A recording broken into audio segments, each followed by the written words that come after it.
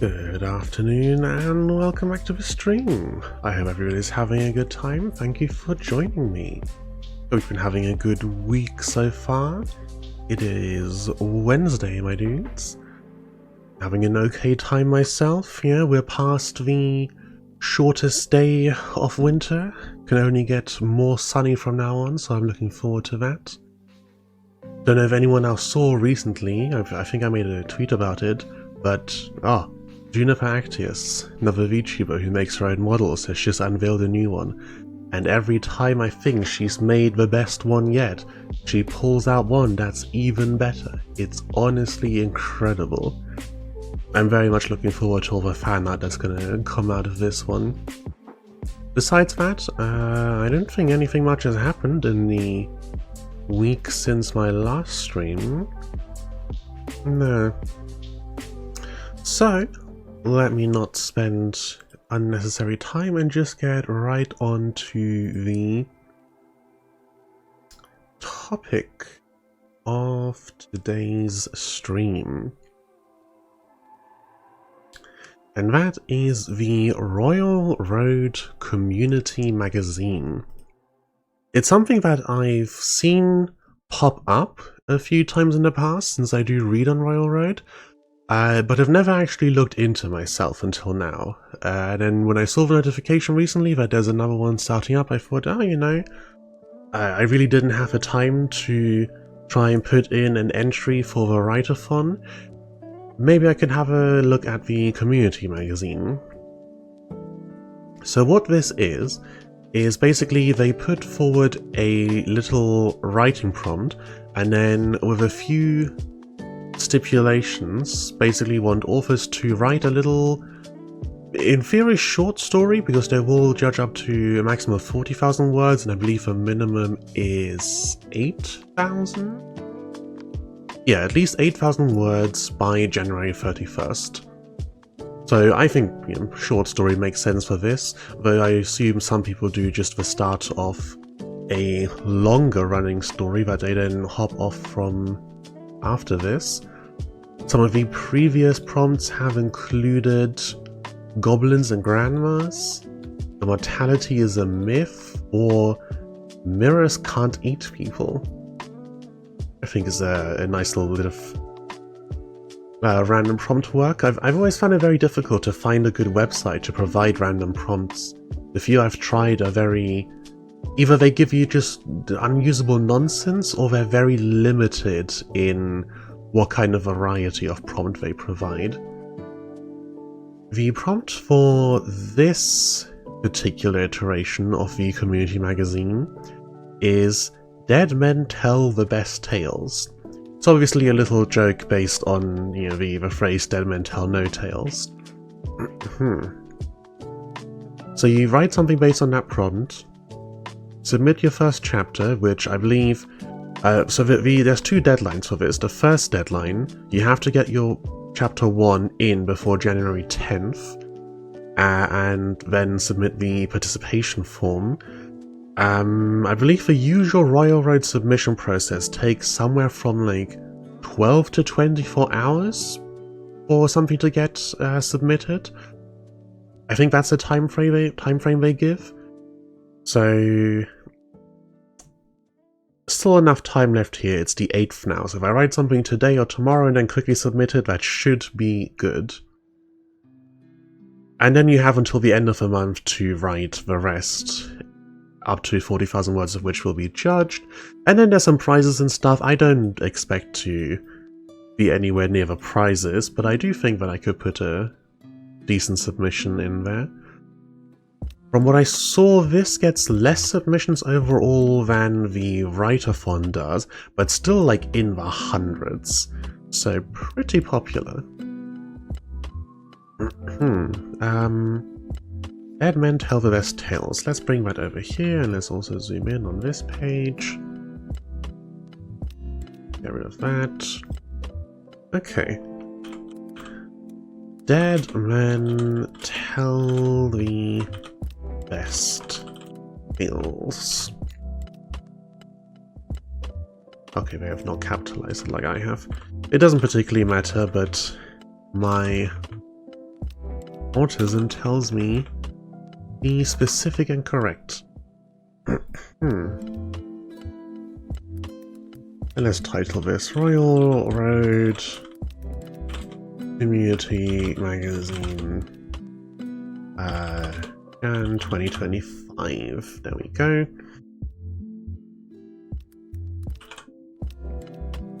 There's the prompt. Dead Men Tell the Best Tales. What to write off of that? It is on Royal Road, so my immediate first thought is, what can we do lit RPG related to that kind of prompt? But it doesn't necessarily have to be anything like that. 8,000 words? I don't want to push the limit of 40,000.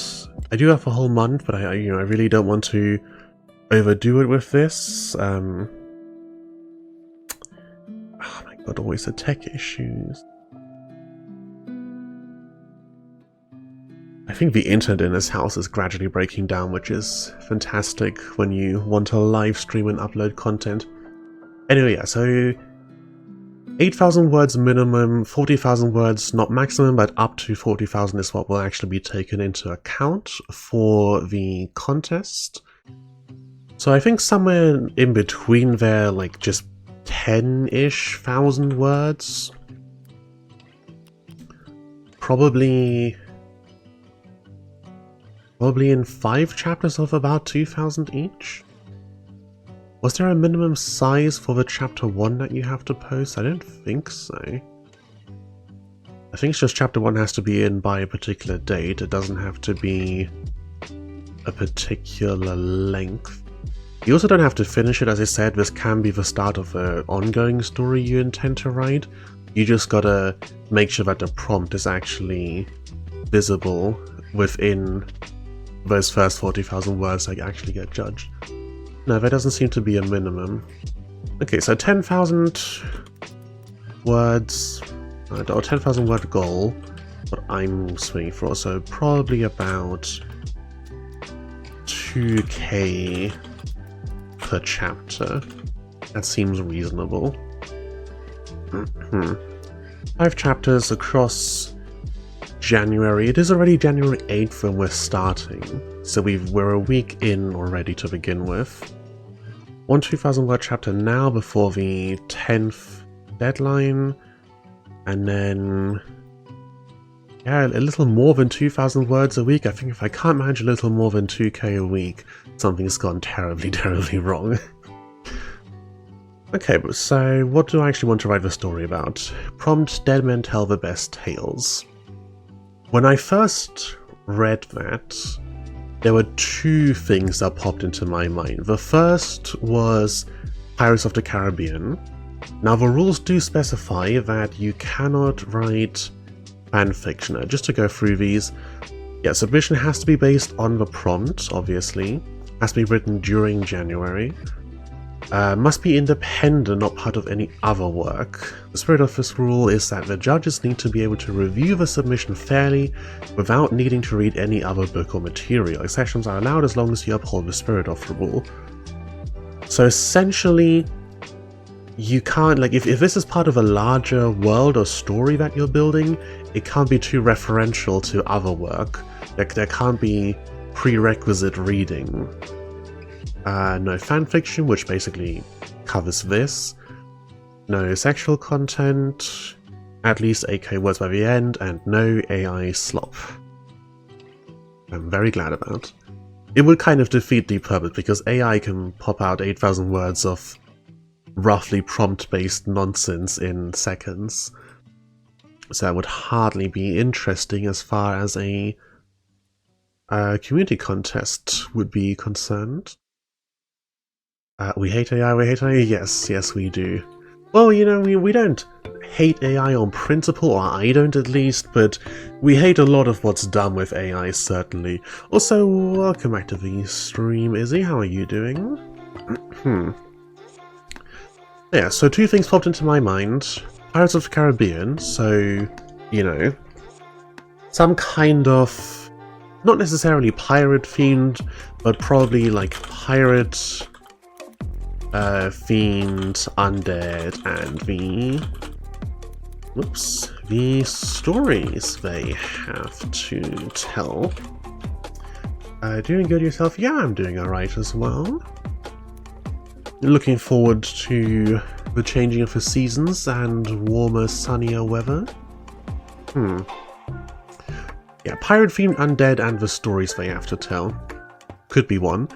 The other thing that popped into my head that was a little bit more of a, you know, less a prompt based on a prompt and more of a idea for an actual story would be something possibly cyberpunk, just because some of the stuff I've been reading recently and because I've been reminiscing about cyberpunk edgerunners, but something possibly cyberpunk where we have someone who, we have a main character who's more interested in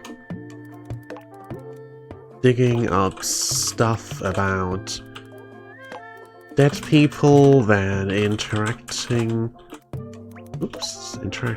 with the living, only to end up in a dangerous situation with their last thoughts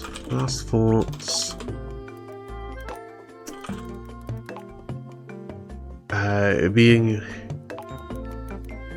that they hope someone will find their story and find it interesting.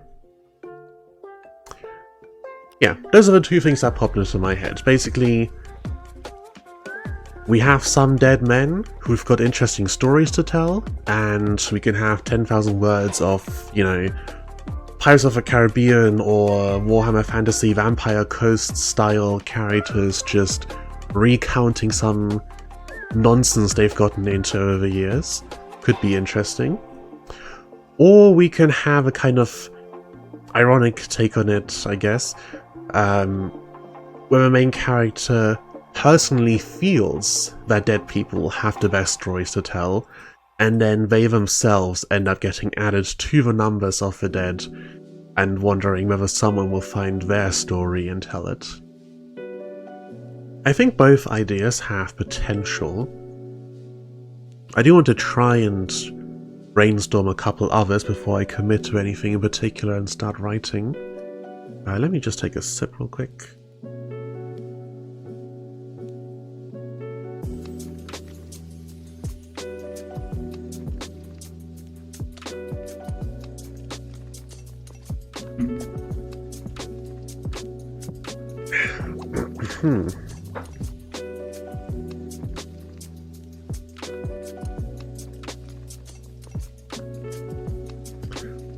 Completely unrelated, but I've also been wondering whether I should switch around my monitors. I've currently got things set up so that, you know, when my tracking isn't going haywire,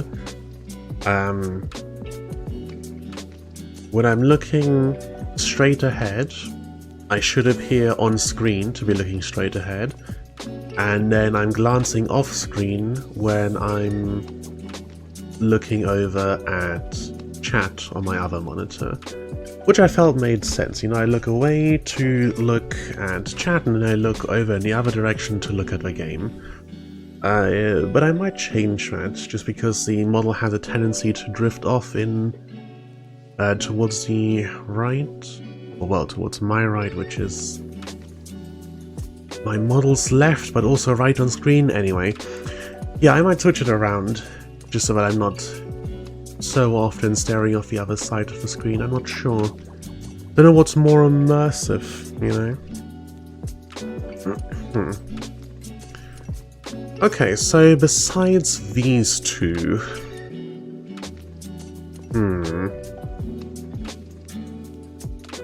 I don't want to overcomplicate things, you know? This will be a short story.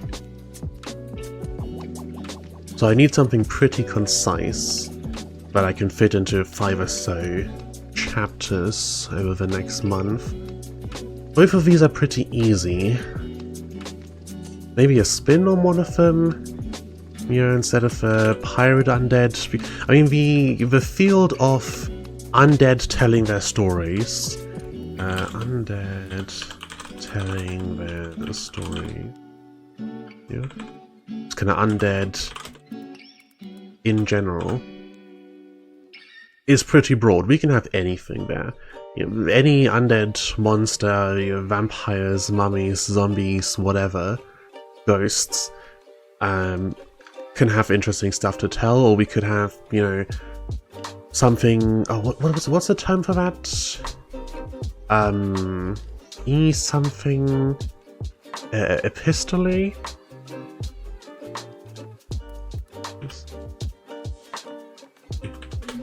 Is that a right word? I hate these AI summaries at the top. Not written as a series of letters, yeah. Or journal entries, whatever. We can have something like that, written from a ghost's point of view. Just like 5 chapters of some interesting inhabitants in a ghost, in a house the ghost happens to be haunting. Something like that.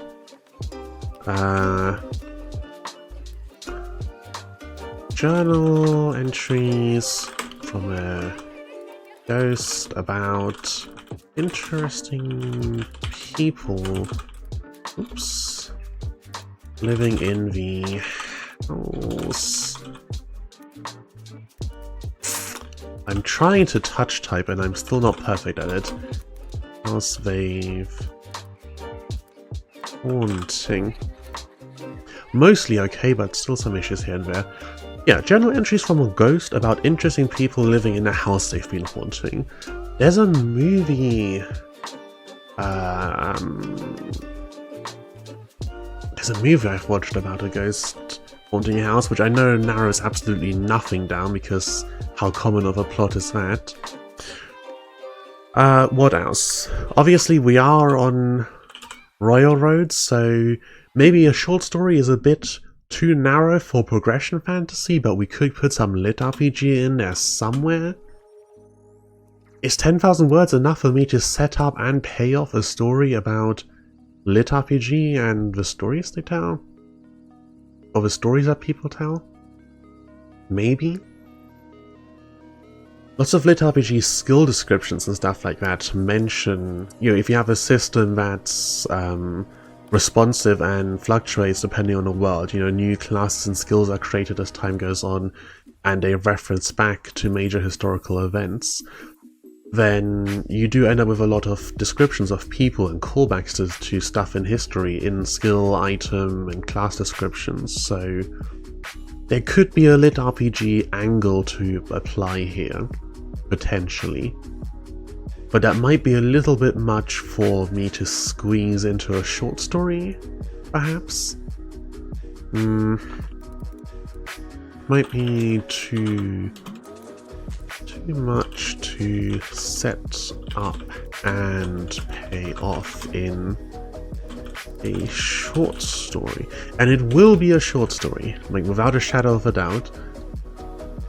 Partially because I've already got one story ongoing on Royal Road, and I have another planned. If I'm going to update either of them in anything resembling a regular timescale, I can't be adding a third on there that I just start on someone else's prompt on a whim, you know? Some authors can do that kind of stuff, but we're not all Ravenstagger with his absolutely absurd high-quality word output. No, some of us lesser authors must limit ourselves in what we can and can't write. Yeah, lit RPG can't be the focus. I could throw it in somewhere just to add the tag, but really, what's the point? I think out of all the possibilities, this probably speaks to me the most. I have been liking Cyberpunk recently. I don't currently have any plans to write any Cyberpunk. So maybe that. What could I do to expand on that? If I want to put a chapter, maybe put a chapter structure out there. Whoops. 2, 3, 4, 5 chapters, roughly 2,000 words each. Okay. How does a classic 5-act structure go? Like inciting incident, rising tension, climax, falling tension, prologue, conflict, rising action to the climax, falling action, denouement. So basically some setup, conflict,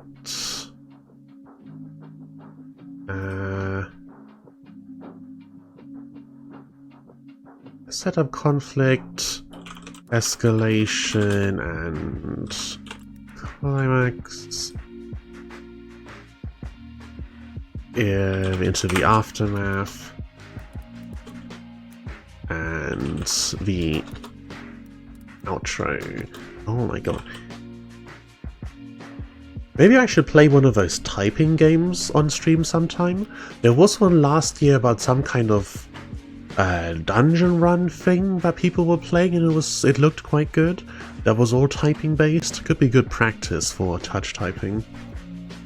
I used to just always look at the keyboard when I was typing because I saw no real reason not to, but now I have this microphone in my face and I cannot always see the keyboard unless I'm looking around the side or over the top.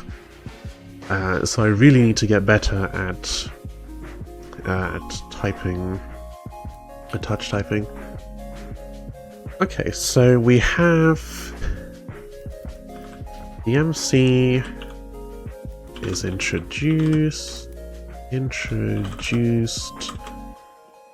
They, in a cyberpunk setting, I mean, there's a lot of options here. They could be going through, you know, like a netrunner, going through the internet, digging up details about people who are long gone, but they could also just be, you know, finding lost people or recovering. Now that might be interesting. They could be recovering tech from dead people.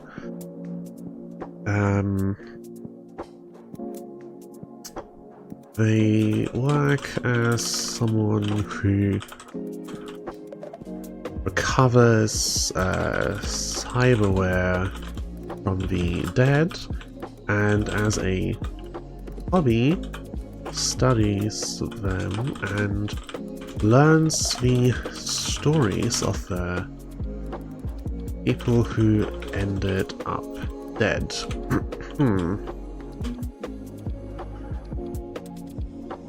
Is that a good fulfillment of a prompt? Dead men tell the best tales.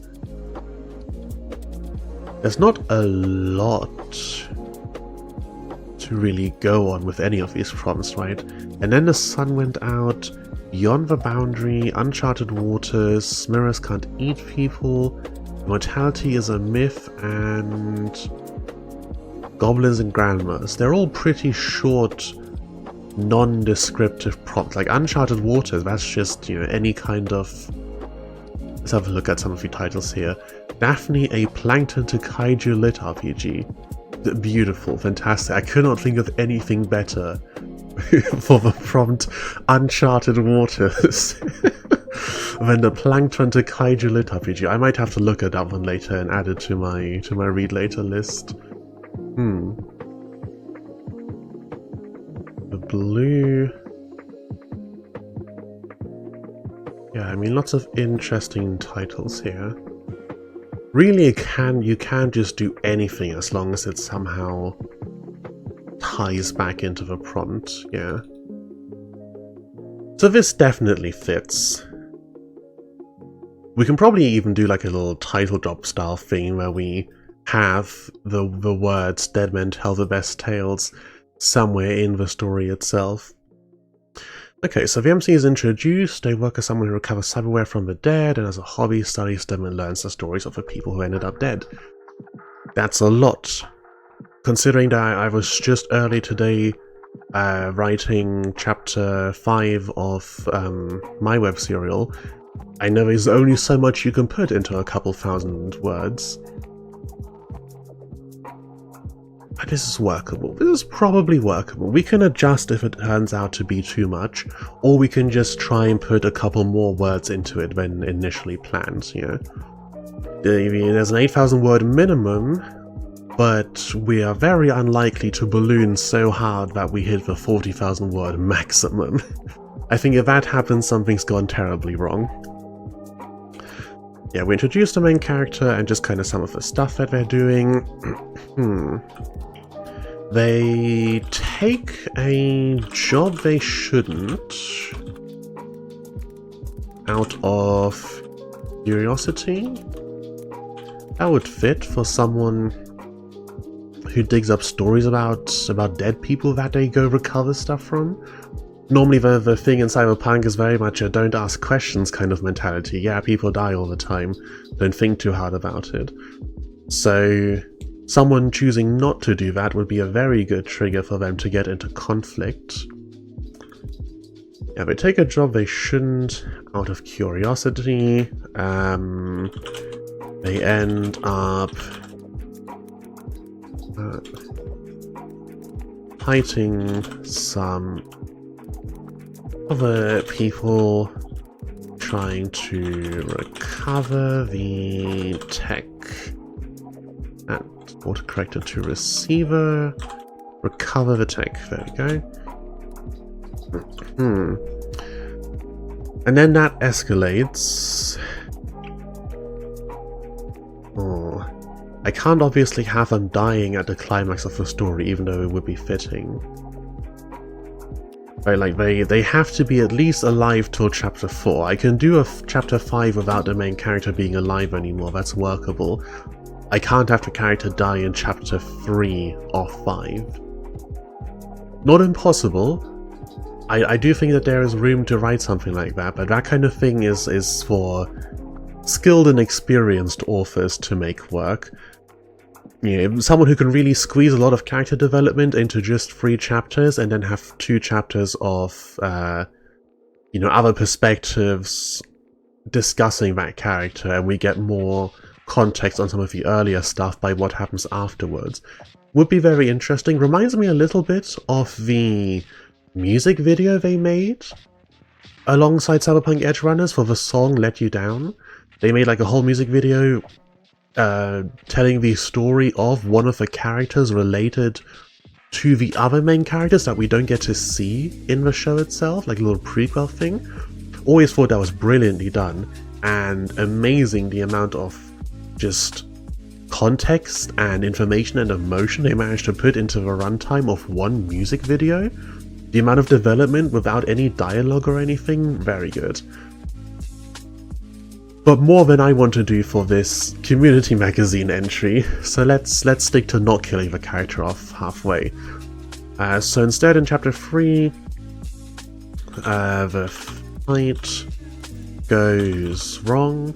Yeah, let's specifically note in chapter 2, they get out of it pretty much intact and looking like they've won. Chapter 3,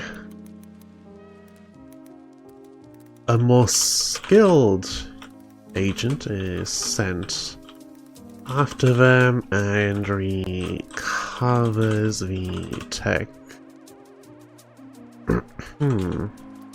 At the climax of action, the MC is mortally wounded. Does that mean what I think it means? Mortal wound. I'm pretty sure a mortal wound is one that's going to kill you, as opposed to a fatal wound, which is one that has killed you. A mortal wound is an injury that will ultimately lead to a person's death. Yes, correct. The climax of the action, the MC is mortally wounded. Then chapter 4, the aftermath, as the action winds back down again. They escape and stumble back home as they reminisce about everything they've been through and what just happened. There we go, that can be our falling action, and then for the end,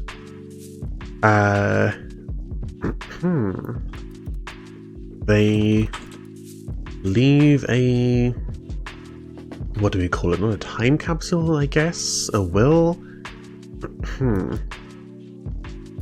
They look over what they'll be leaving behind and hope someone will find their story interesting. Yeah, there we go. I think that's good. This might be a lot harder to actually pull off in practice than it looks broken down like this, but I think it works as a rough outline for this story structure. Obviously, you know, 10,000 words goal, 2,000 words per chapter is just above the minimum requirement for an entry. So if I end up thinking, oh, actually, there's no way this is going to fit into just this many words, I can always go over. I've got lots of room to play with. The story can be 4 times as long before we exceed the limit. It will just mean that I have to write a whole bunch faster. So ideally I want to be avoiding that. This is supposed to be a fun thing that I do you know, on the side, not my main focus for the next month. But I am happy with this as an outline. To be honest, I thought I would go with the pirate stuff out of these ideas. My initial thought was, you know, we're on Royal Road, so lit RPG, but I don't have any more ideas on where to go with that. It's like, okay, I'd write a lit RPG, and I put some really on-the-nose reference to the prompt in there somewhere. Doesn't feel really very good. I know I'm not really expecting to have any shot at winning the contest, but I still want to put forward a decent effort, you know. I want to provide a worthwhile entry at least. So, not the lit RPG idea. And then, yeah, some kind of undead, and I figured pirates are just kind of cool. So undead pirates, why not? In fact, I was just recently reading a Worm Warhammer crossover fanfic that featured the Vampire Coast a little bit, which was very enjoyable. I love those, what are they called? The Necrofex Titan? Necrofex Colossus? The ship on legs that walks around? There was a meme when the DLC got added to Total War Warhammer that, what's the company, CA, or whatever they're called, are so unwilling to do naval battles that they've decided to just put the ships on legs now, which I thought, yeah, pretty much. I don't know how you would do a naval battle in Total War, but the fact that we got walking ships before we got naval combat was definitely funny. But yes, the cyberpunk option. I had a few different thoughts initially about how this could go, and I was mostly thinking some kind of archivist, and that it would be something like, initially we focus on them and how they're digging into the past, and then we switch POV to somebody else, and how they're looking back and digging into the former main character's past. But this, what I've just come up with, I think actually appeals to me more. Partially because this will be a little easier to write. I'm looking at the structure and I'm like, okay, I can do like 2 whole chapters of combat, cool cyberpunk combat, which is cool, fun to write, and also a little easier to write than coming up with interesting backstories for other characters, for our main character to be diving into. That's a lot of world building for a world that doesn't exist, right? Like, I'm gonna set this in generic cyberpunk Neon City, not any setting that I've actually ever worked on. I think in all my world building and all of the stuff I've ever created, there was only ever one cyberpunk setting that I played with a little bit. And it was actually a cyberpunk lit RPG that kind of transitioned into some sci-fi stuff later on, when I was doing some outlining for a potential story in that world. Yeah, besides that, I've not done any cyberpunk stuff, so I don't have an existing world that I can conveniently set this in. Which is good, considering the rule submission must be independent and not part of any other work. Let me just take another sip real quick.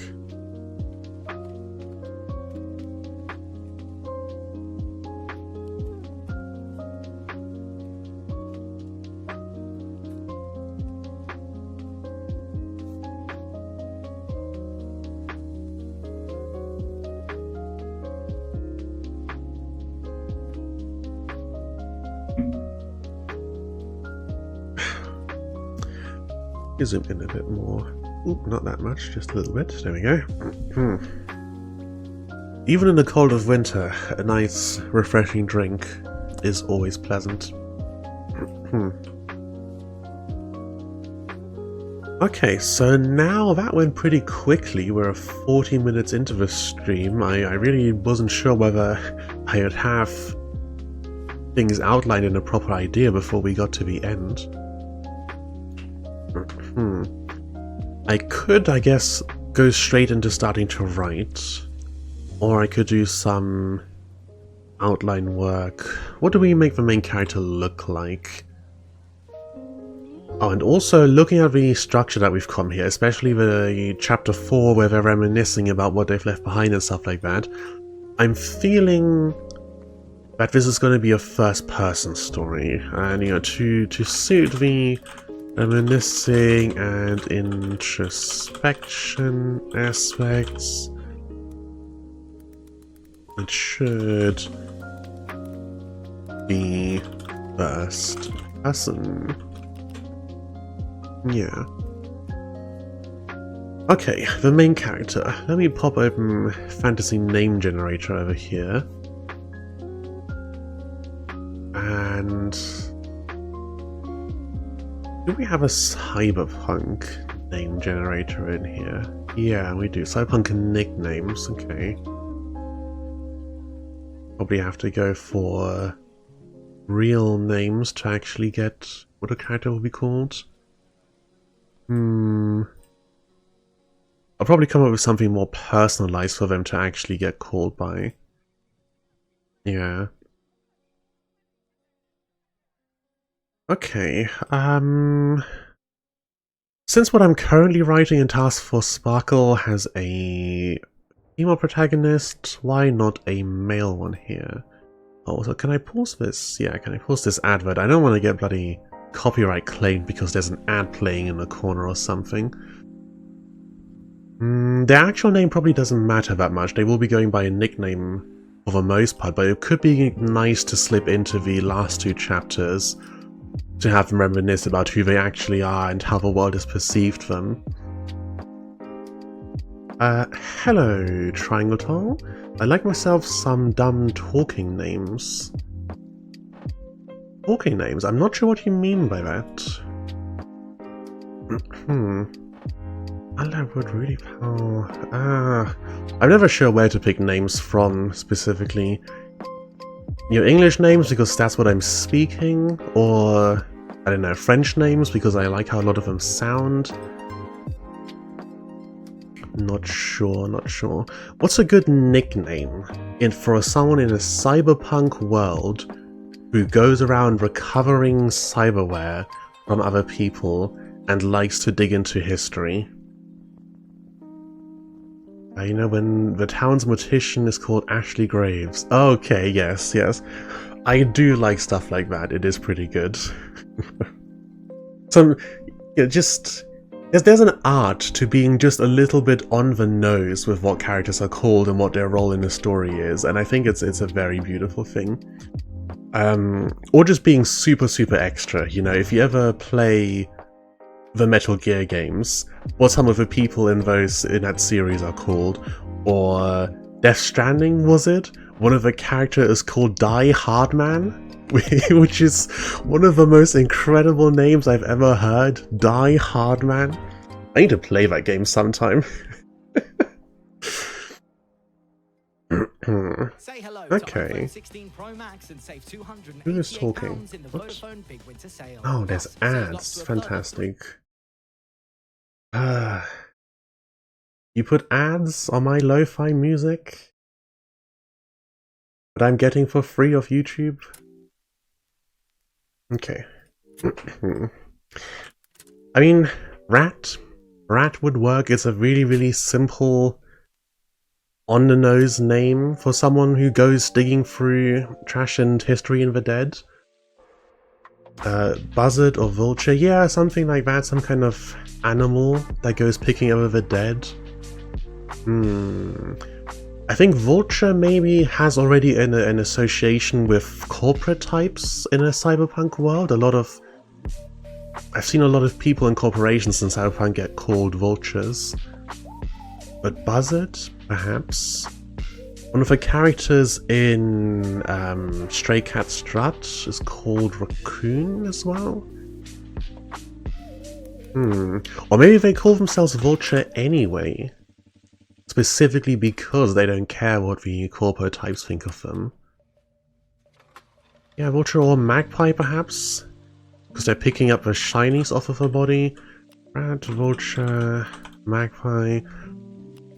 Okay, we have some potentials. That'll be good enough for us to come back to later. I gotta zoom out a bit so I can actually have enough stuff on screen at one time. I think looking at my preview window over here, yeah, that's still readable. Not an issue. Okay. Something like that. Okay. What other details do I really need about them before I start writing? Some guy with a nickname, we know what he does, we know that he does it because he's interested. Side characters will be minimal. We possibly have his contact. Who gets him the job. A rival team that he fights. the special agent who kills him, and that's pretty much it. That's all the characters that need to show up in this. Just a short story. If he's cool about it, he could land himself the street name.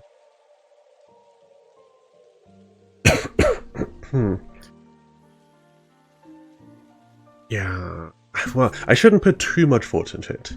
A little thought so that it's actually fitting, and because I like caring about what my characters are called, but not so much that I start to get bogged down in it.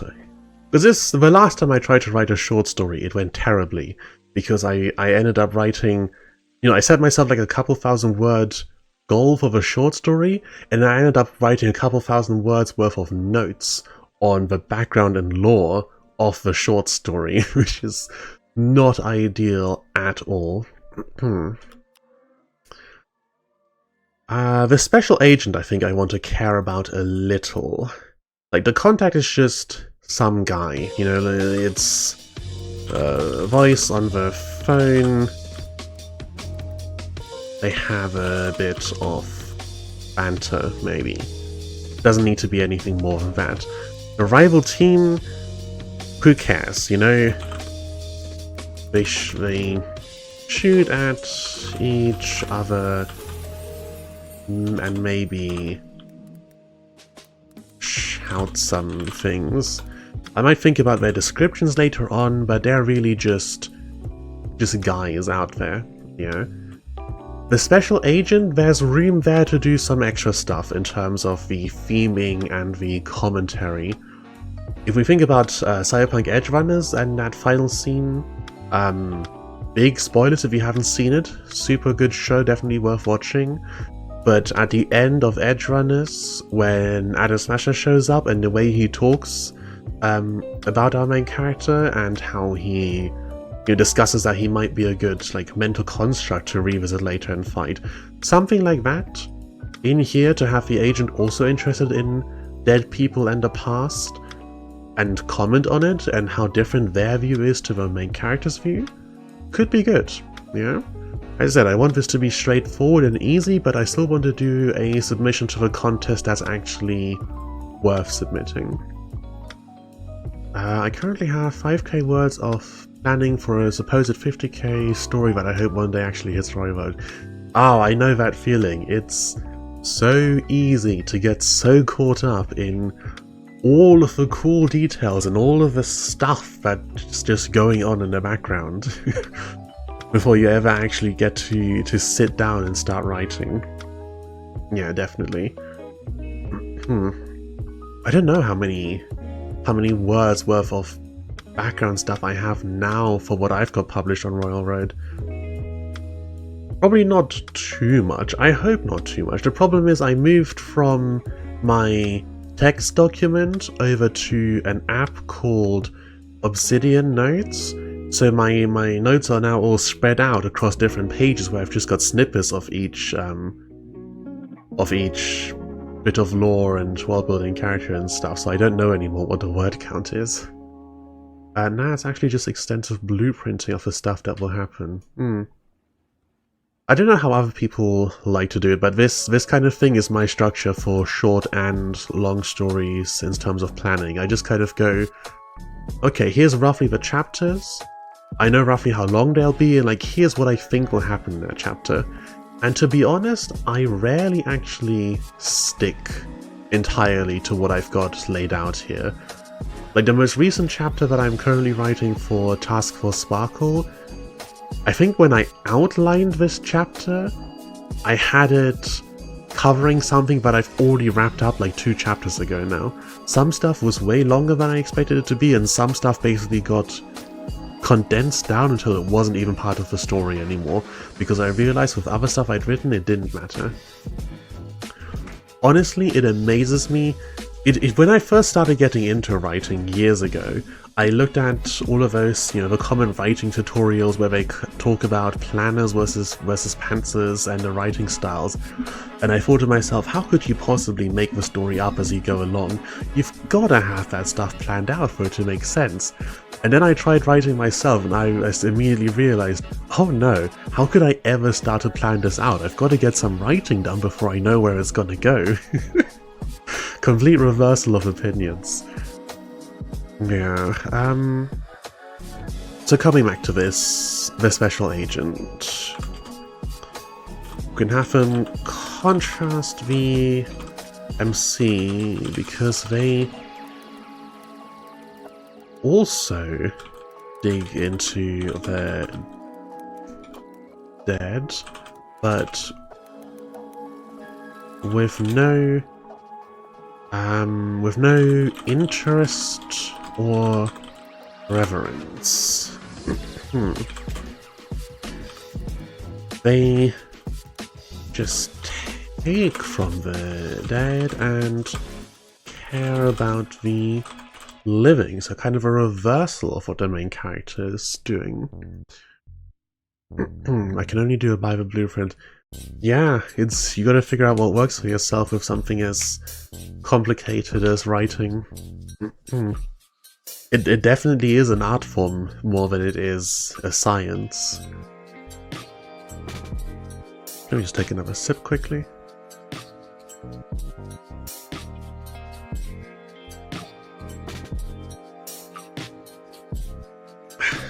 And reset my tracking while I'm at it.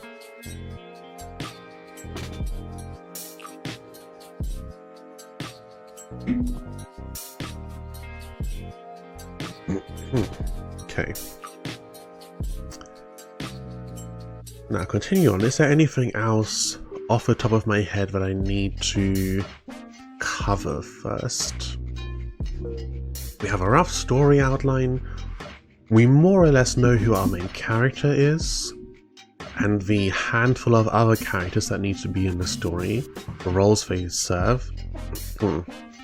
We could probably give more to this guy, but really, this guy's an exposition piece, right? Like he's gonna offer the MC the job. We can drop a few hints about stuff that will happen through what he does and doesn't say. You can make a comment here and there that hints about the main character's personality. That kind of stuff. The rival team is really just an obstacle. You can do the reversal a la Deadman tell the best tales. That's why your job is to ensure they bite their tongue. Something like that, yeah. From the special agents, so they come in and right, like they have a little conversation with our main character. Either the two of them are holding each other off, or they've reached a deadlock. You know, to get to each other, they need to go through some corridor or whatever, and neither wants to go in first so they don't get shot. So they have a bit of a conversation in between. That probably adds another chapter to the story on its own, though. To have like good dialogue in 2,000 words per chapter, that probably like doubles the size of chapter 3. We'll see. 2,000 words is honestly pretty low to begin with. It will probably be a bit over 2,000 in each case. We might end up with something more like 12, 13,000 words total. Yeah, do I make the special agent a full-on, what's the word, a foil to the main character? The dialogue can still be shortened to the point. It can be. I just don't know whether mine will be. There's a certain amount of acknowledging my own level of skill involved in here.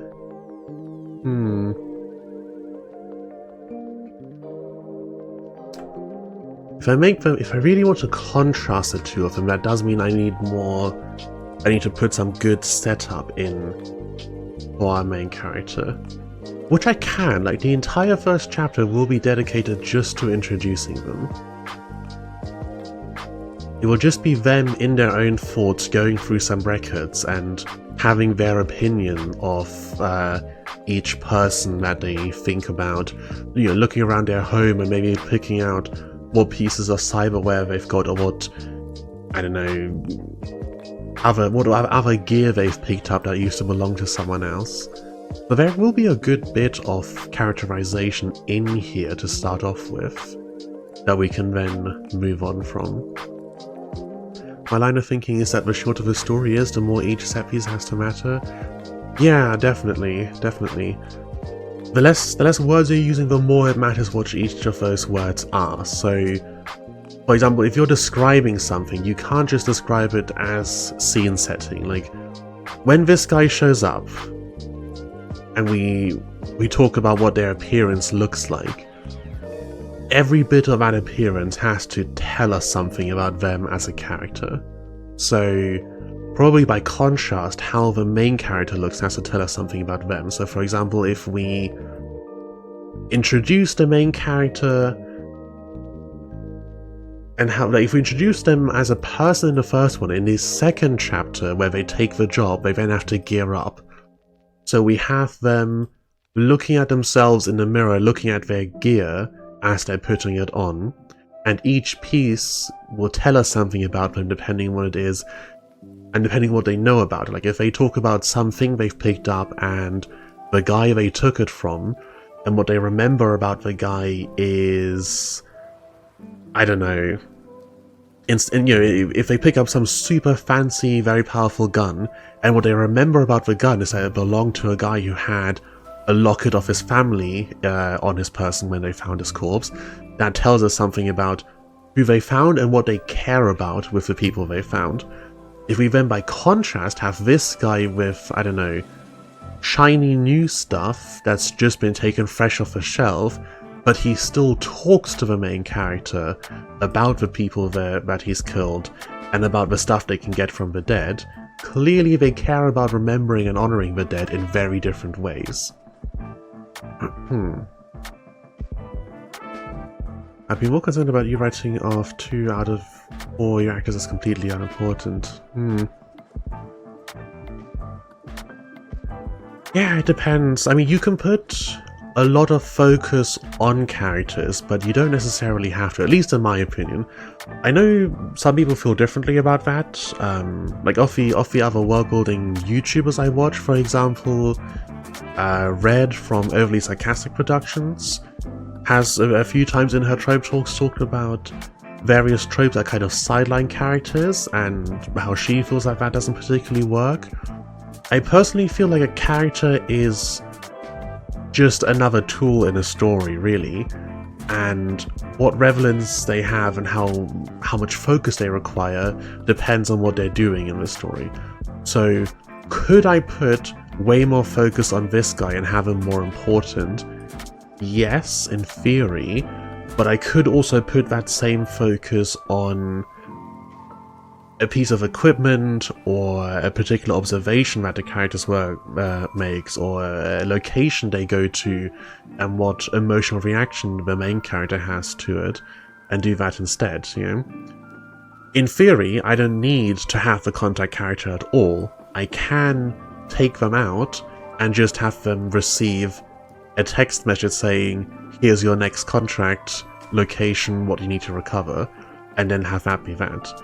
I kind of want to have them talk to someone, just because I don't want to wait until like chapter 3 for a proper conversation to occur. I want that to happen early, because it allows me an opportunity to do a little more character building for the main character, and to contrast how the main character thinks about himself versus what this guy might say about him.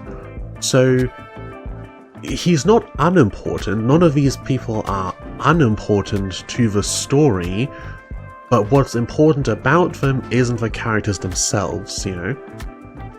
These people aren't important on their own, they're important in relation to how they interact with the main character. I am a serial reviewer on Royal Road, and each time I talk about a flaw in the plot, I always end up linking it to characters. Yeah, it has a lot of impact. Will vary from person to person, of course. Like, for me personally, I really like good characters, and I think a well-written character adds a ton to the story, but I'm also quite able to read and enjoy a story without very good characters. Like, I can look past that quite easily, which won't work for other people, does work for me.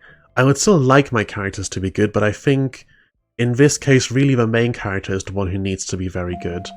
The others need to be focused, I think is the better term. Right, I don't want to say that they're unimportant, but they're not important in the way that we want to spend time talking about their backstory and focusing on every little bit of them. They're important in a way that they interact and contrast with the main character, and that's kind of their primary role. Perhaps the best way to put it would be these people are all important, but our main character and this character are more important, the most important, right? These are side characters, these are main characters.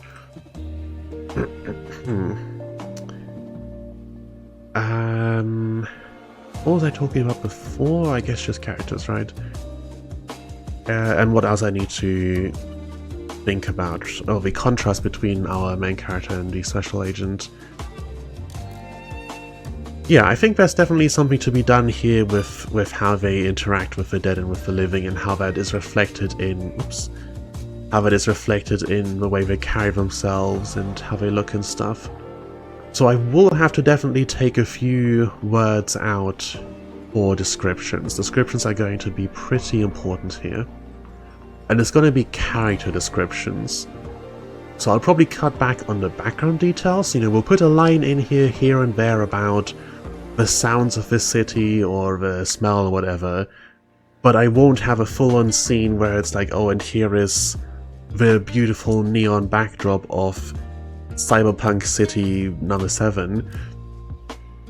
That will definitely take a second place. What I want to focus on is what do the characters look like and what do they do, how do they behave. Finish my drink off here.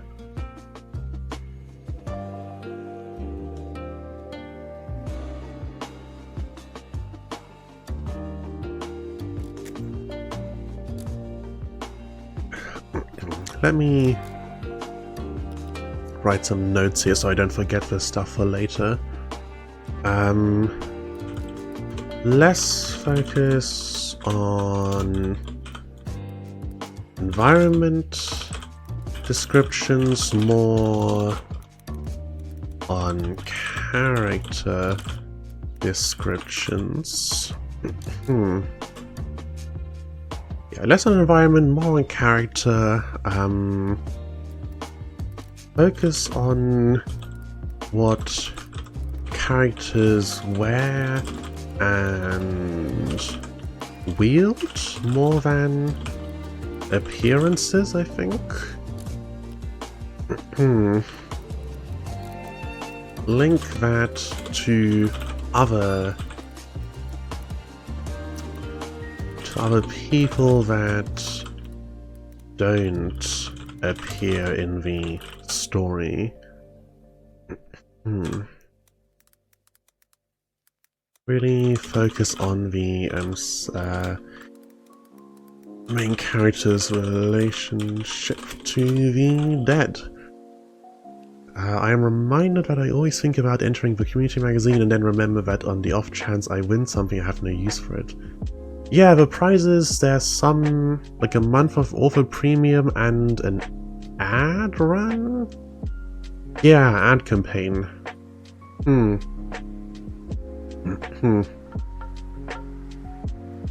1 month of premium, I guess, would be nice.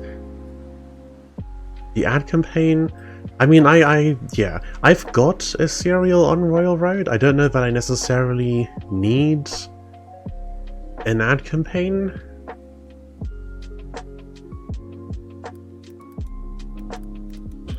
Considering my upload schedule at the moment is when I happen to have something ready. Like, it's been 32 days. That being said, the next chapter is almost done, so that will be good, and I will hopefully be publishing faster since Christmas is over. Christmas took a lot of my focus away over the last couple of weeks. But yeah, oh god, if I win this, I don't think I'm going to win this. I don't think I'm even going to get close. There's something like 400 entries per contest. But if I do win this, that means I'll have to come up with some ads to advertise my story that I don't update regularly. And you can see what my graphic design skills are like. Graphic design is my passion, don't you know? I'm going to continue to believe that I'm not going to win, and cross that bridge if and when I get to it. Yes, if I have a big ongoing story happening, I don't have a use for an Akapin at all. Yeah, you know, just assume you won't win, and if you do, then that's future use problem. I don't know, gift it to someone? Right, you decide what the black and purple makes me want to kill, yes? I don't think it's that bad. It's not great. It's not great, but it's not that terrible. The black and purple, I gotta be honest, I like. The sort of pinkish purple on purple, yeah, it's something. This was made for free on Canva, so my options were a little limited, and I'm no graphic designer. Like these two are just like I didn't draw this, I just took two icons and crossed them over each other. This was the most applicable wand icon I managed to find. It gets the job done. Maybe one day I'll have a few spare pounds and be able to hire someone to make a cover for me. But as it stands, you know, it's not like this is getting huge amounts of viewers. I don't have a Patreon up or anything, so I'm not about to spend money on someone getting an actual cover done. Something for the future. Until then, the world will have to deal with me and my artistic ability. If you want more wonderful examples of how great of a graphic artist I am, all you need to do is look at my video thumbnails, where we have such creative things as a bunch of pictures arranged in the background and money falling down. Yeah. What can you do, you know? There's so many skills involved in content creation. You're never going to be able to learn and master all of them, so focus your efforts where you can and just do your best where you can't. That's the important thing, do your best. If you're not bad at it for a while, you'll never be good at it eventually. At least that's what they tell me. I have more comments with Task Force actually. Well, with the generic military font. I thought that was quite funny. And this thing over here is gone wrong again. Hang on, let me refresh that real quick. Once again.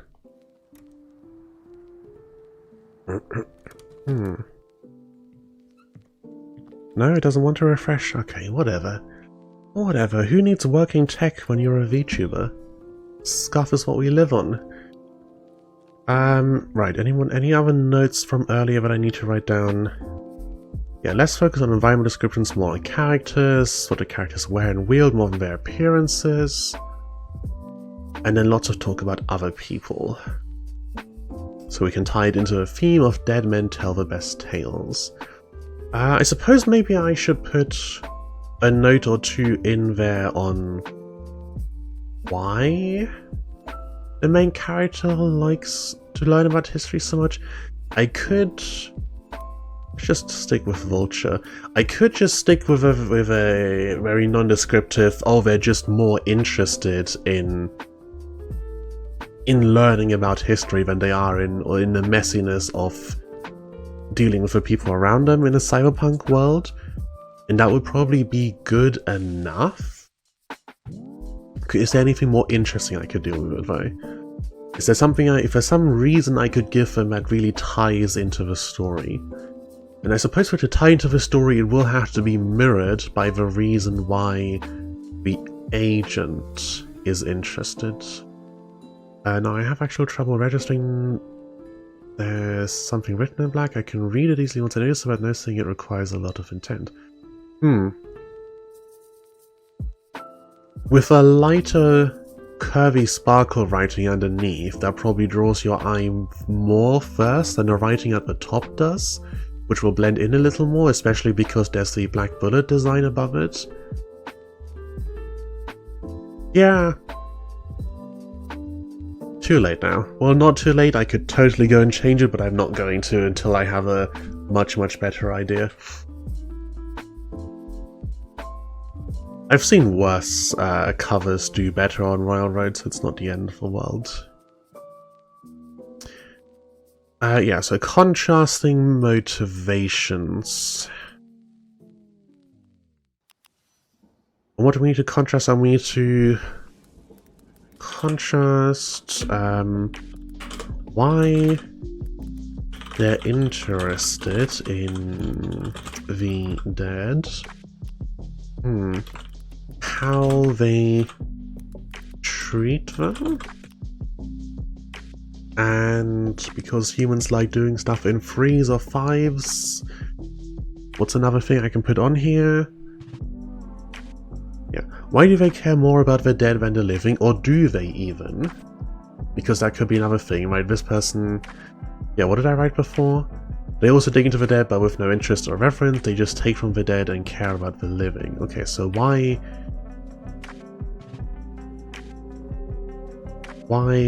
they interact with the dead would be more apt. One out of interest, one out of practicality. How they treat them. Wants them to be remembered versus sees them as a resource.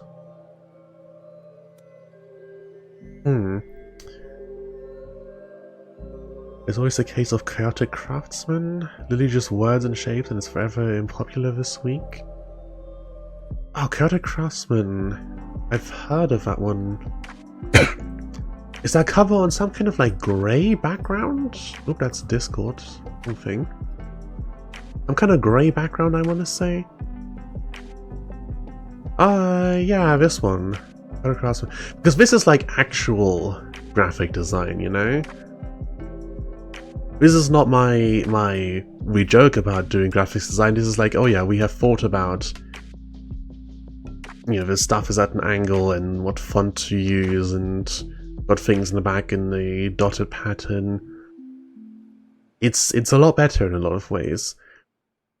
Could I steal some of the design elements from this? Potentially. Things to think about later. I'll make a mental note on that. I mean, a lot of covers at the moment are just whatever AI-generated image the author decided to slap on the front. And they seem to do well enough anyway. More adverts, please. Okay, so 2 things and a potential third. Why they interact with the dead, how they treat them, and then...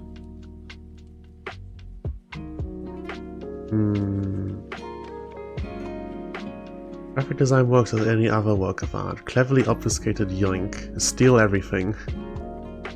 Steal everything you possibly... If you steal from enough sources, it's not stealing, it's inspiration. Unless you're in an AI, in which case it's still stealing. Third thing... Or is it... do I just have to settle for 2? I suppose this will be very core to the entire thing, since the whole prompt is Dead Men Tell the Best Tales and we want to hear stories. That's also actually something, how I want to frame the ending of this. Because I could have the main character kind of go, it was a good run, but this is the end, and be fine with it and just kind of hope that someone finds their story. Or I could have them be fairly desperate to be remembered and, you know, desperately hoping, trying to put out calls or contact someone to make sure that someone will know what they did with their life. In case of AI, we just shuffle the yoink instead of obfuscating it. Yeah. I think that's a big thing with AI, and why a lot of people are upset with it is that you can sometimes look and be like, oh, it's blatantly obvious where you pulled this from. Like, I know whose art, what artist you trained this AI on, I know their style, and you're just ripping it off.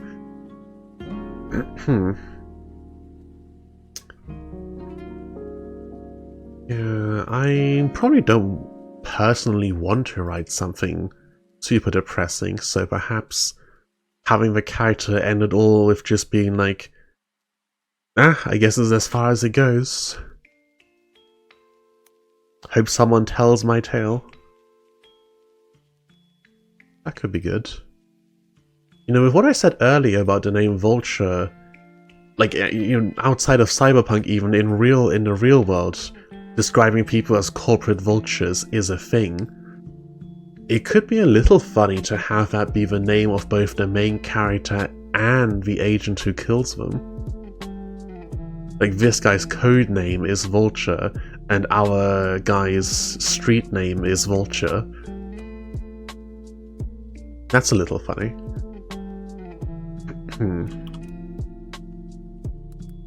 MC's street name and agent's code name.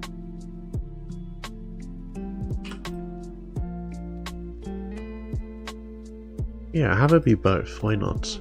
Just to further link and contrast them. So we can be just a touch on the nose. I still really want to find a third thing here, because lists of 3 are so much more satisfying than lists of 2. You can extend the runtime you have for setups if you just kill the MC dead during his encounter with the agent. So shuffle things over a bit.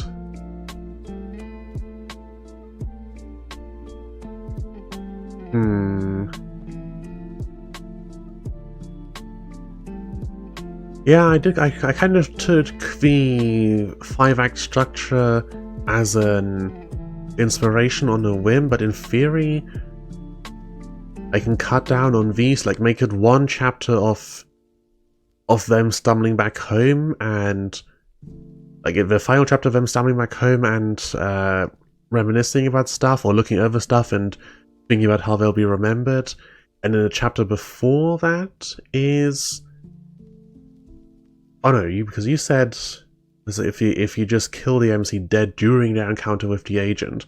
So have the fight and have all this stuff condensed down into life flashing before their eyes final moments, if I include it at all. Maybe shift focus a little. They die and then we get the special agent's point of view of how they remember the main character and the tales they tell. That starts to lean into the whole stuff I was talking about earlier, with how much harder it is to pull off something where you're really, really thinking about it hard. What was I talking about initially? It was... oh, what was it? It was something about how, like, it takes a fairly skilled author to kill your main character off and then continue the story and have it still be good.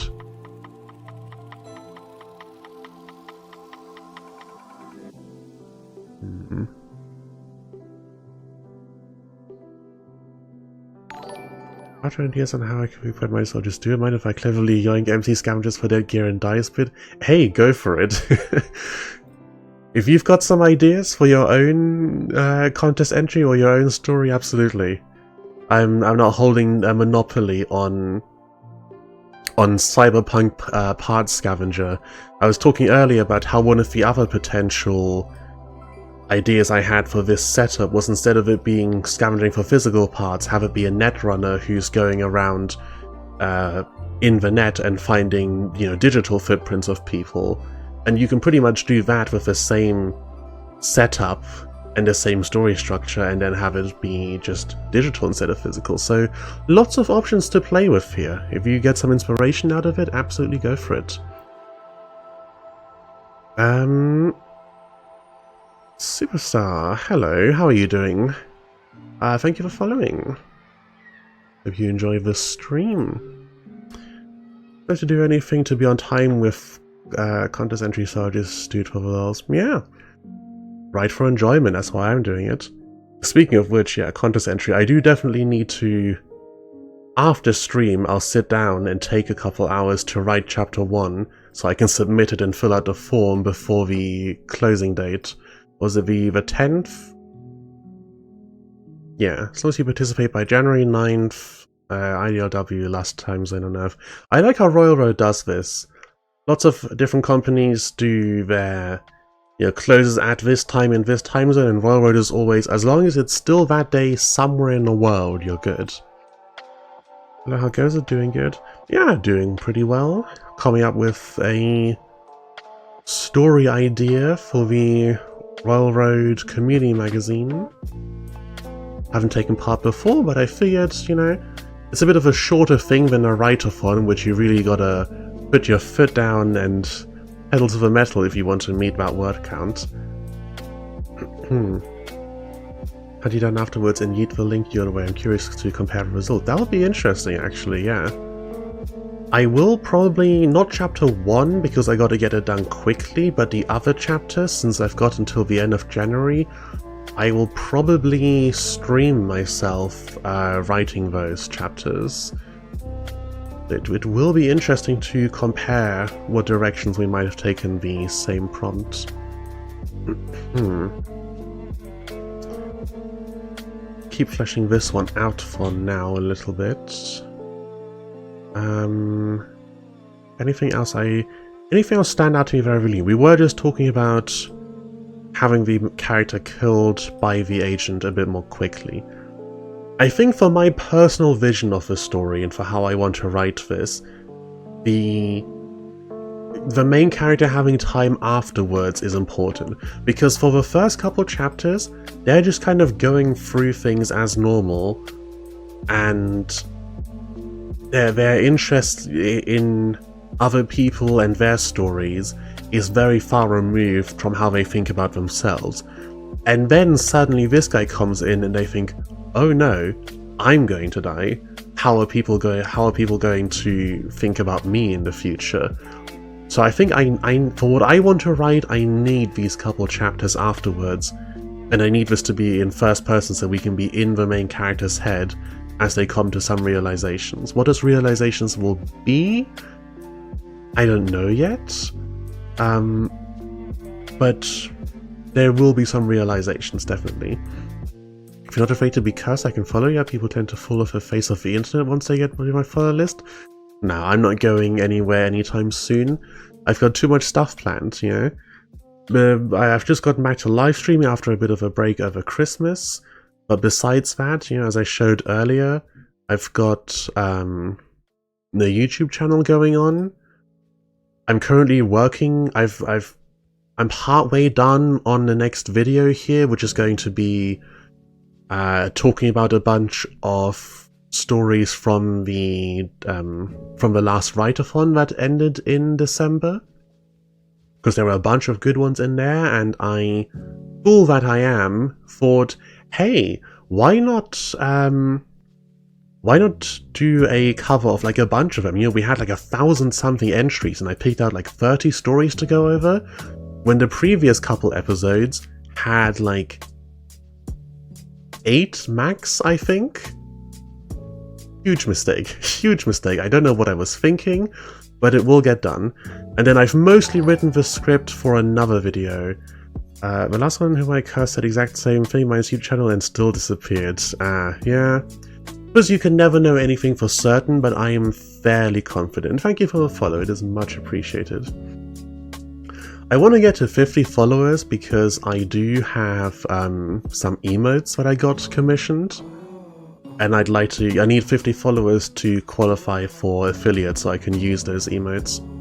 I know lots of people say that you shouldn't overestimate what affiliate will do for you and don't expect to start making money, yada yada yada. I don't expect to. I just think the emotes are really cute and I really want to get to use them, so I gotta hit that milestone. Gotta get to 50 followers. which I'm making decent progress. We're at what, 30 now, so over halfway done? That's not bad. We'll get there eventually and then have cute emotes.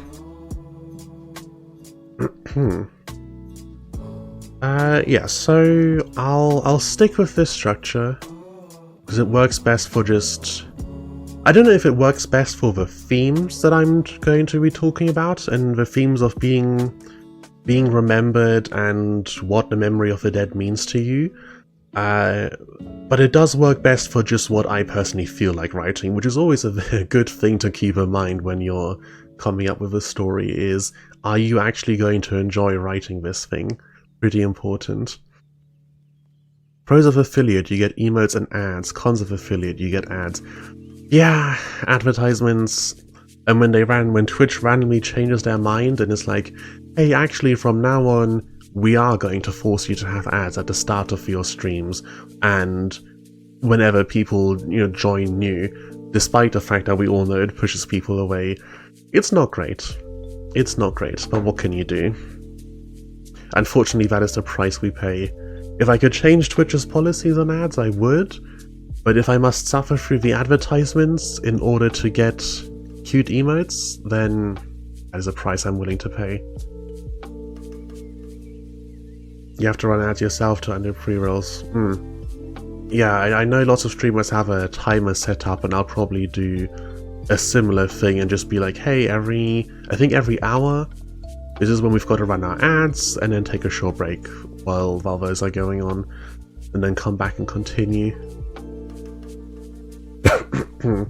Stuff I haven't had to think about yet so far, but will need to in the future. Though I want to say there was a time period where running ads yourself didn't prevent pre-rolls. I think they changed that afterwards, thankfully, because enough people complained about it, but there was a short while where even if you ran your old ads, it still forced some upon you. I'm literally banned in Google Ad Service, so I get to just talk about it unaffected. Oh. I don't know if I should ask how you got yourself banned, so we'll leave that to be an interesting tale that doesn't get told. Who was it? Was it Project Melody that had some story about getting banned off of like Amazon, which was absolutely wild? The fun things people get up to. Okay, I think I've pretty much got everything here that I would need to start writing. Because this is always what happens to me. I tried, as I said before in the beginning, to really be one of those people who plans things out and thinks about every detail of how the story's going to go.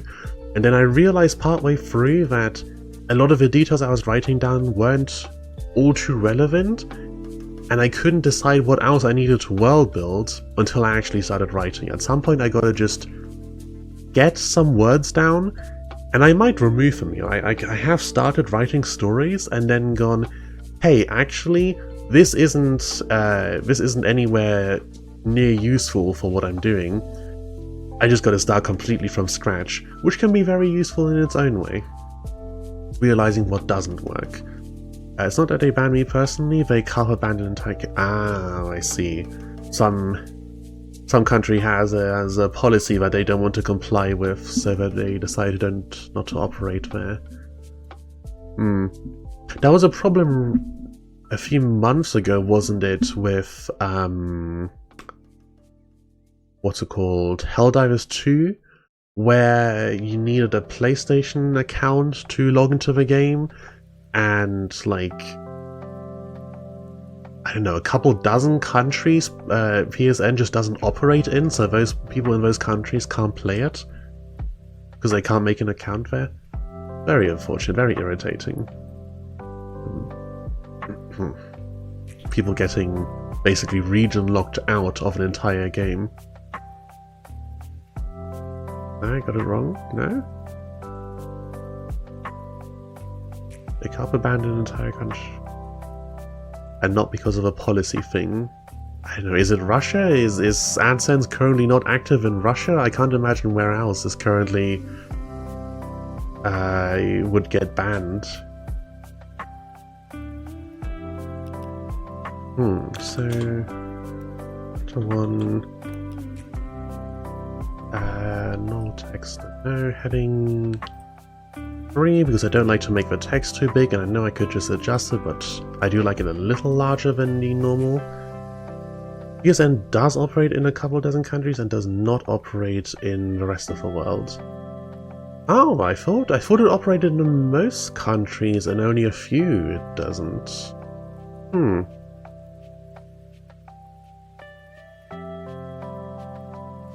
Well, seems like a poor decision on their part, lots of lost customers, but I guess as long as you operate in like America, Europe, India, China, you've got most of the world population there pretty much. Yeah, you don't need that many to have a big market share. So chapter 1. Let me copy paste this and then expand on it a little. This is the alternative to just jumping into the writing, is I can do an overview and then pick one section and do an overview of that. And I think I will here simply because I have to write this chapter fairly quickly, so a little more planning should help in that regard. It's time spent now that will lead to more time saved later. So the MC is introduced, they work as someone who recovers Sarah from the dead and does a hobby, studies them, and learns histories of the people who ended up dead. So, and it's in first person, so start the chapter. Oops, I hit caps lock. Start the chapter with much of a self-introduction. I don't think I need to, with the chapters being fairly short, like 2,000 words, I don't need to give their name in the first chapter. That can happen in chapter 2 when they get contacted for the job, so I don't have to worry about self-introductions, especially in a first-person story. I've been doing some writing recently in both first and third person, and it's been very interesting seeing the kind of the differences in the problems you run into in both of them, what's easier to do and what's harder to do in each perspective. I found that third person has been better for me in terms of setting a scene and switching focus in the scene, because I can just describe stuff and kind of have the story move along through description. Like I'm doing a conversation and then I want to change the character's location. I don't have to necessarily describe them talking to whoever they were talking to. I can just describe the environment changing, and it's assumed, it's kind of implied that the conversation continues as the characters are walking, whereas that's a little messier in first person. But I've also found that first person makes it so much easier for me to properly focus on character voice. I think I've done a decent enough job of that in third person, but it's been a lot of big things with word choice rather than small things of what kind of stuff they say in like dialect or whatever. That's just easier in first for me. I started writing in first person all the way back, and since then grew adamant that I like first person more. Yeah, I can see advantages to both. I think I might change my mind later, but I think for the time being I may be enjoying first person a little more. I probably want to use both, to be honest. In stories that I've read, one of my favorite things has always been when the story is in first person mostly, and then we get interlude chapters from other characters' points of view, which are in third person. I think Walbo, the author of Worm, does that exceptionally well. His interlude chapters are always some of the most interesting in anything I've read, basically. And the extra perspective we get on different characters and how and what they think and what they do is always very, very, very interesting. Something I might incorporate into my own writing if the opportunity comes up. I did a very brief other POV interlude in Task Force Sparkle, which was good, I think, but I don't know if I added a huge amount. I might revisit that someday. I'm doing my absolute level best to stave off the desire to go back and rewrite early chapters of Task Force Sparkle. I'm only 5 chapters in, and I'm already looking back and going, oh man, I could have done that so much better. But I have to resist. I haven't posted a chapter in a month. Write the new chapter, post it, keep writing. Do not go back until you have actually, you know, done something worth going back over. I hear a metric ton about Worm, but I never actually come around to read it. A lot of people do, because it's just such a huge work, right? It's a daunting commitment getting into the sheer word count of something like Worm. Personally, I haven't finished it yet. I'm partway through all of Wildbow's web serials, and haven't finished any of them. I think Pact I probably won't finish either, because it just got a little too grim and dark for my tastes. And Twig I absolutely have to go back to someday. It's my favorite of his work and it's incredible, but it's just, there's a lot of it. There's just a huge amount of all of it. I mean, it's better to redo everything while everything is just a handful of chapters, true. But I'm concerned that if I start reworking stuff now, I will simply never post a new chapter again, because I will always be editing. And the issue is, even if I rework now, and then keep posting, it's only going to be a few chapters before I go back, and I'm like, well, I'm better at writing now, so I've got to redo everything again. My Brother in Christ Karate Craftsman is 1.5 million words, and I got up to date with it within a few weeks. That's the web serial mindset, absolutely. What did I read a little while ago? There was something I read recently where that was like a lot of words, and I only realized afterwards. What kind is a benefit, not a problem? Absolutely. Absolutely. I think on Royal Road it's difficult because things are listed in pages and I just have no frame of reference for how many pages is how many words. But on AO3, on Archive of Our Own, generally speaking, I'm not going to even consider a fiction worth my time if it's not like 100,000 words at least. You know, there's got to be enough for me to actually get into. If it's like 50,000 words, I'm going to be done before I've even started, you know? Reading online has completely skewed my entire perspective on word counts. I think if I try to go back to paper books now, with their kind of durations, I would breeze through them way too quickly to actually get interested. Which might be bad, because I really need to read some more classically popular fantasy works for my YouTube videos. I've got to go read Mistborn and Brandon Sanderson's other works sometime, which is good because the Way of Kings and stuff is a pretty hefty series, so there is a good word count to really get your teeth into there. Right, in between should keep working a little bit on what the stream's about when I remember to. So yes, start the chapter with the MC working on something, I think. Yeah, the MC working on something. Have some internal monologue about the piece of cyberware and its previous owner. I suppose for some very easy artistry, I guess you could say, for this kind of thing. An easy thing you can do is have the very start of the story be mirrored by the very end of the story. There's a question mark on Page's word that shows your word count. What?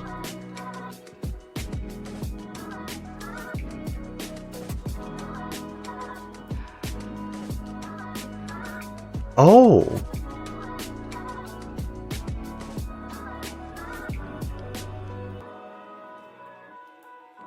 I didn't know that. Thank you very much for telling me that. I'm going to need to go through my entire follow list and check this on all of them. Welcome to user interface idea. Why is this on a question mark here? I'm not a UI expert by any means, but I did have a module on user interfaces in my computer science course at uni, and I feel like this isn't great. I feel like this could have been handled better, because you skim over this, and like this in yellow compared to the white of the text here, pretty good. It draws your attention to the numbers, you can skim through this really quickly. I like it. You skim right past this. I don't like it. I'm glad it's here, and I'm going to make generous use of it, but I don't like that it's here specifically.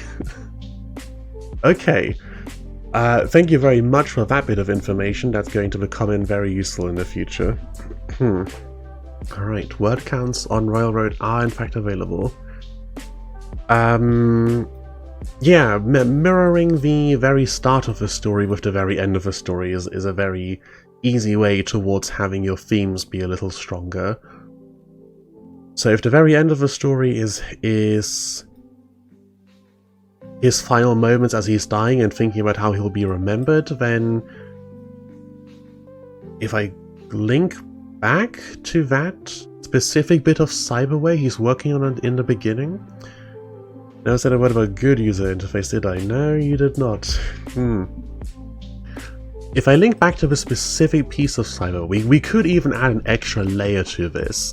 If the thing he dies trying to recover is some kind of memory chip or some kind of brain implant with data in it, that could be very thematic. The cyberware being recovered is something to do with memories. With memories or ID, identification, that kind of thing. Mirroring the beginning of the easy way is an easy way to make it better, but it's not easy to actually mirror. So you try to say it's not actually easy to pull off. No, not necessarily. Certainly not if you want to do it well. But we can make an attempt. We can make an attempt. Yeah, if I have the first scene be them excited, perhaps, about this particular piece of cyberware and describing the person's story, and then the final scene is them looking at one of their own pieces of cyberware. The final scene is MC looking at some of their own I hit caps lock again. Their own cyberware, and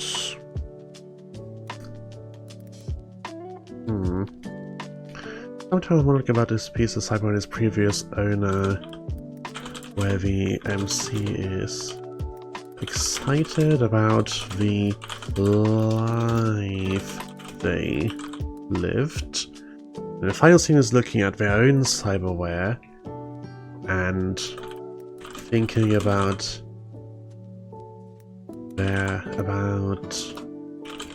how they lived their own life.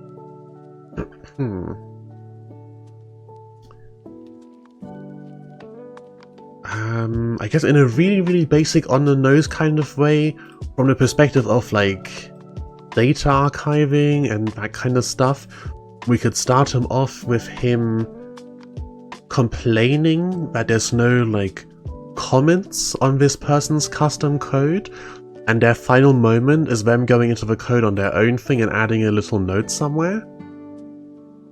Not a note that even tells anything about their life. They don't feed the information to the next person who's going to come looking, but just a little thing because they know how hard it is to make it easier.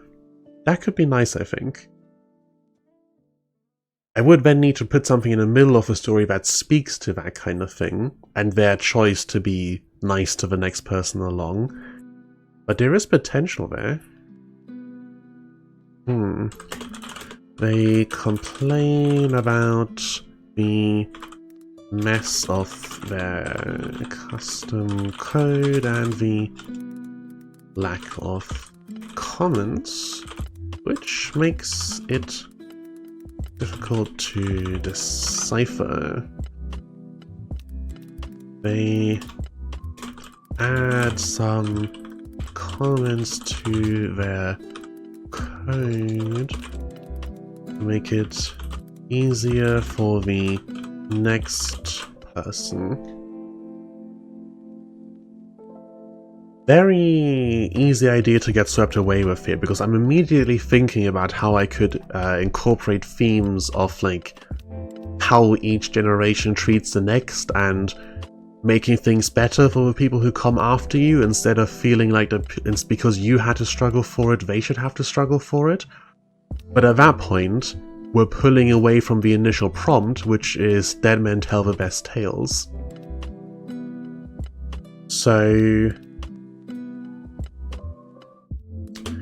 they add some comments to make it easier for the next person, and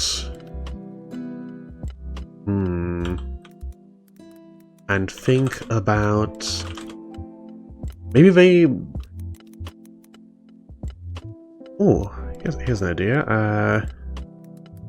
Because their room looks like a cyberware workshop, they think about how funny it will be when the next person is trying to figure out how some hobbyist ended up like them. Something along those lines. I feel like I can come up with far better details, but something along those lines of like how we describe their room in the beginning.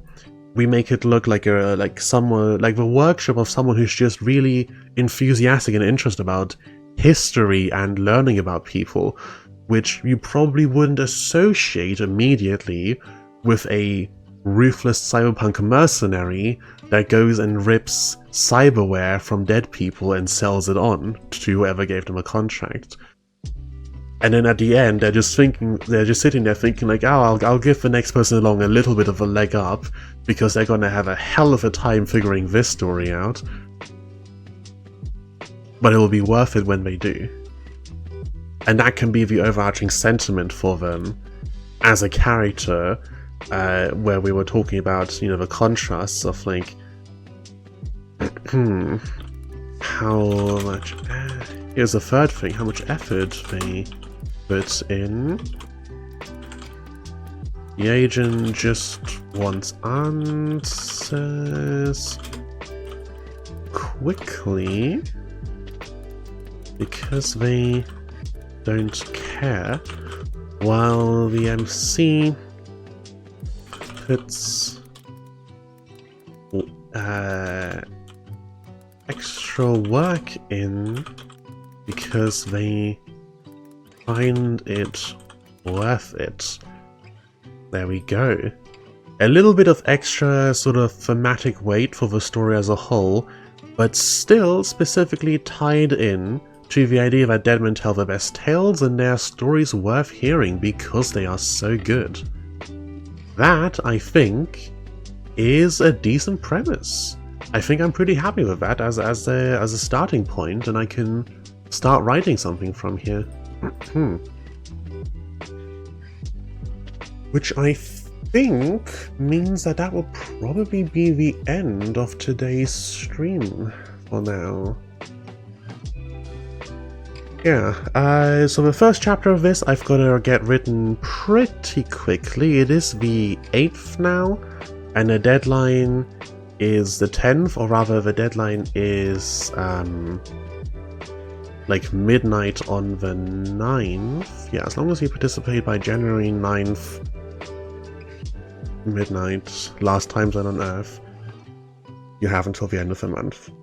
So I'll write the first chapter off stream where I can fully focus on it and write as quickly as possible, get that submitted, get the form filled in, and then after that's all sorted, I will, over the course of the next month, stream the other chapters being written. I probably won't do them all in one big lump. I'll still do like gaming streams and whatever in between, and I might do a few writing and world building streams on the other stuff I was working on before Christmas. But it will be like 5-ish streams before the 31st, when the final deadline is. So hopefully you will look forward to that. In the meantime, let me have a look if anyone I know is currently live. No, they are not. Let's have a look what's happening in the writing and reading category, and can I just comment that I hate that it's the writing and reading category and not the reading and writing category? That infuriates me, honestly, and I don't know why. I probably shouldn't be infuriated about it, but what can you do? Okay, there's a few people live. Any fellow VTubers? Any fellow VTubers? Yes. Okay, this looks nice enough. Someone else with just a couple of viewers, I can send you over to them. Okay, so we will raid into Ruby Rayleigh. I don't know what she is writing, but hopefully something fun. Thank you very much for joining me today. I hope you enjoyed this stream, and I hope to see you again next time.